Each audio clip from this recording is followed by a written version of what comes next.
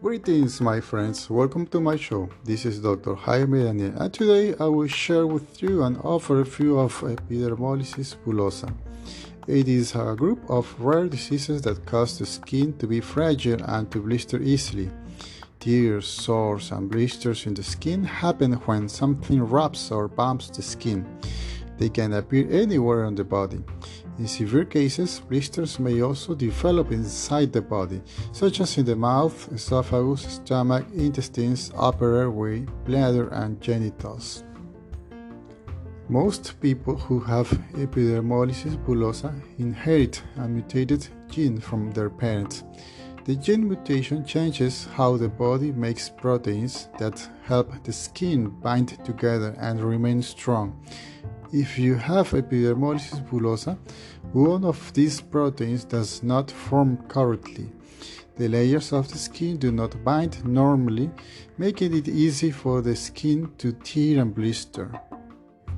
The primary symptom of Epidermolysis bullosa is fragile skin that leads to blistering and tearing.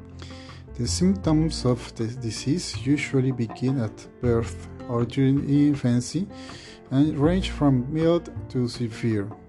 There is no cure for the disease. However, scientists continue to research possible treatments and cures for Epidermolysis bullosa. A doctor may focus to treat the symptoms, which may include managing pain, treating wounds caused by the blistering and tears, and helping the patient to cope with the disease. Anyone can get Epidermolysis bullosa, and it affects male and females equally. There are 4 major types of Epidermolysis bullosa. The skin has a top or outer layer, called the epidermis, and a dermis layer that is underneath the epidermis. The basement membrane is where the layers of the skin meet. Usually, we can determine the type of Epidermolysis bullosa based on the location of the changes in the skin and the gene mutation identified.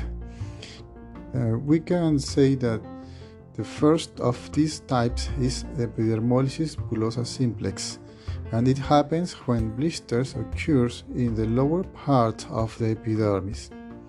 Second, we get the junctional Epidermolysis bullosa. Here, the blisters occur in the top portion of the basement membrane due to problems in attachment between the epidermis and basement membrane. Third, the dystrophic Epidermolysis bullosa. Here, the blisters occur in the upper dermis due to problems in the attachment between the basement membrane and the upper dermis. And finally, we got the Kindler syndrome. Here, the blisters happen in multiple layers of the skin, including the basement membrane. The researchers have identified more than 30 subtypes of the disease, which are grouped under the 4 major types of the Epidermolysis bullosa. Knowing more about the subtypes, it can help us to treat the disease in a better way. There is a 5th type of the disease, Epidermolysis bullosa acquisita. It is a rare autoimmune disorder that causes the body's immune system to attack a certain type of collagen in the person's skin. Sometimes it happens with another disease, such as an inflammatory bowel disease. Very rarely, a medication causes a disease. Unlike the other types of Epidermolysis bullosa, the symptoms may begin at any age, but many people develop symptoms during middle age.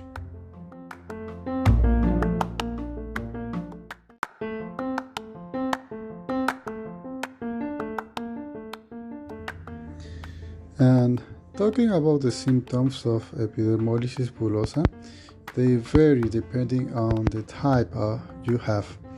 Everyone with the disease has a fragile skin that blisters and tears easily. And there are some other symptoms, and they depend on the type and subtype.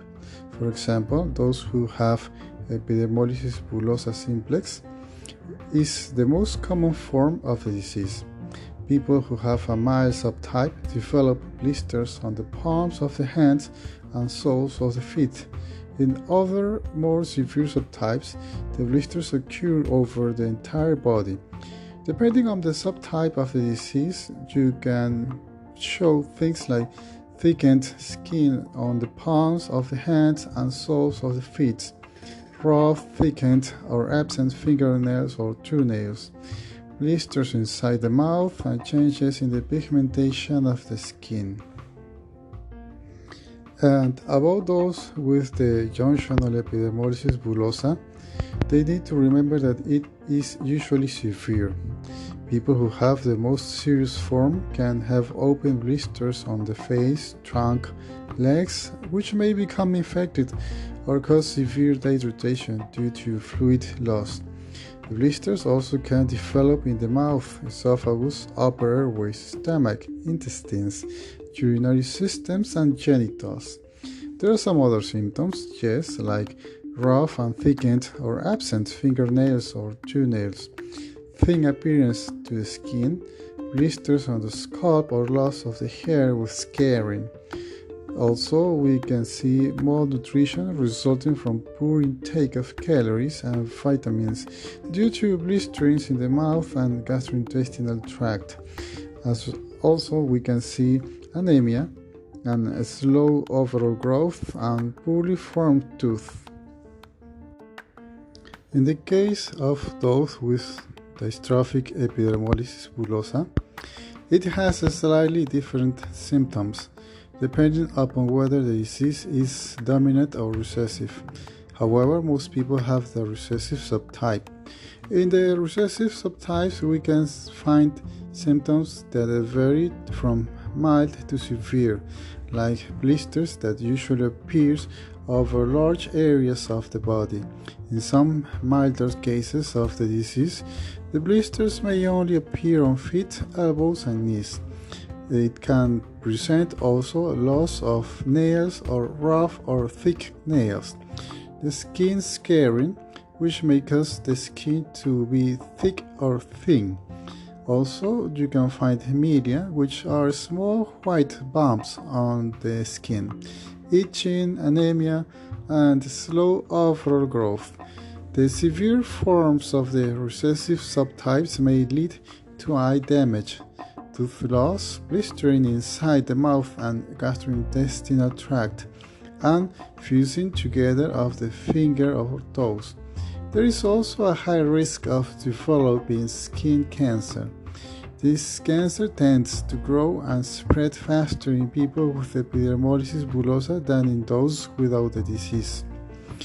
In the case of the dominant subtypes, the symptoms may include things like blisters only on the hands, feet, elbows, and knees, change in shape of nails or nail loss, milia, and blisters inside the mouth. And last, those with Kindler syndrome. It does not have any subtypes, and the blisters can form in all layers of the skin. The blisters usually appear on the hands and feet and, in severe cases, spread to other areas of the body, including the esophagus and bladder. There are other symptoms that include thin, wrinkled skin, scarring, milia, and sensitivity of the skin to sun damage. Mutations to genes that you inherit from your parents cause most forms of epidermolysis bullosa. Genes carry information that determines which features are passed to you from your parents. We have 2 copies of most of our genes, one from each parent. People with the disease have 1 or more genes that carry the incorrect instructions to make certain proteins in the skin. And there are 2 types, the dominant and the recessive. The dominant, which means you inherit 1 normal copy and 1 copy of the gene that causes epidermolysis bullosa. The abnormal copy of the gene is stronger or dominant over the normal copy of the gene, causing the disease. A person with a dominant mutation has a 50% chance of passing the disorder to each of his or her children. Those with the recessive, they need to remember that it means that your parents do not have the disease, but both parents have an abnormal gene that causes epidermolysis bullosa. When both parents carry the recessive genes, there is a 25% chance per pregnancy of having a child with the disease, and there is a 50% chance for pregnancy of having a child who inherits one abnormal recessive gene, making them a carrier. If one parent has a recessive mutation of the gene, all the children will carry an abnormal gene, but will not necessarily have epidermolysis bullosa. Researchers know that epidermolysis bullosa acquisita is an autoimmune disease, but they do not know what causes the body to attack the collagen in a person's skin. Sometimes, people with autoimmune inflammatory bowel disease also develop epidermolysis bullosa acquisita. Rarely, it's caused by medication.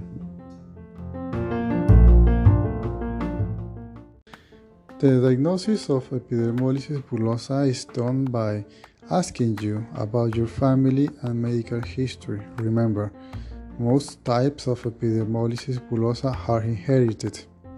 Also, a complete physical exam and a close examination of the skin can help to identify where the skin is separating to form blisters. Also, perform a skin biopsy and reviewing it by using special microscopic techniques helps to identify which layer of the skin are affected and determine the type of epidermolysis bullosa the patient has.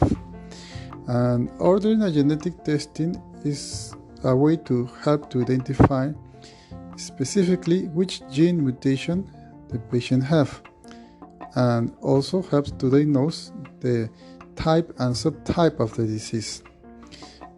People who have genetic testing should see a specialist or genetic counselor to help them to understand the results. There is no cure for epidermolysis bullosa. The treatment only helps to prevent and control the symptoms by doing things like managing pain and itching, protecting the skin and caring for blisters and wounds, treating and preventing infections, maintaining or restoring mobility, and maintaining good nutrition. The skin care is an important part of treatment epidermolysis bullosa because the blisters can be large. It is important to care for the blisters and wounds to help prevent loss of body fluids from the blisters and prevent infections of any wounds. Changing bandage is an important step in protecting the skin and caring for blisters and wounds. Probably your healthcare provider will give you directions on changing the bandage. When possible, use non-adhesive bandage. Sometimes the bandage still sticks to the skin. If this happens, your doctor may recommend you to soak in the area in warm water to help loosen the bandage. You can help lower the chance of developing an infection by washing your hands before providing skin care or changing dressing, by applying topical antibiotic creams as recommended by your doctor, staying healthy by eating a nutritious diet and following your doctor's recommendation. Even if you take precautions, an infection may still develop. If you see any signs of infections like increased redness, increased pain in a skin lesion, red streaks coming from the wounds or blister, pus, fever, please look up for help with your healthcare provider. Living with epidermolysis bullosa can be hard. However, taking steps to care for your skin to help prevent blisters from forming and getting help to cope can help you. To minimize friction and to stop tears and blisters from forming, you can get some recommendations like keep your skin cool, never apply anything hot to the skin, and avoid using water warmer than your body temperature when bathing. Wear loose-fitting, soft clothing to avoid rubbing against the skin or causing friction. Avoid overheating by keeping rooms at a cool, even temperature. Apply lotions to the skin to reduce friction and keep the skin moist. Use sheepskin on car seats or other hard surfaces. Wear mittens at bedtime to help prevent scratching while sleeping. Maintaining and caring for Epidermolysis bullosa may be hard. You may find it helpful to find a community or online support group. Some people may find it helpful to speak to a mental health professional about coping with this disease. And I hope you enjoyed this episode, and we will see you in the next one. Thank you.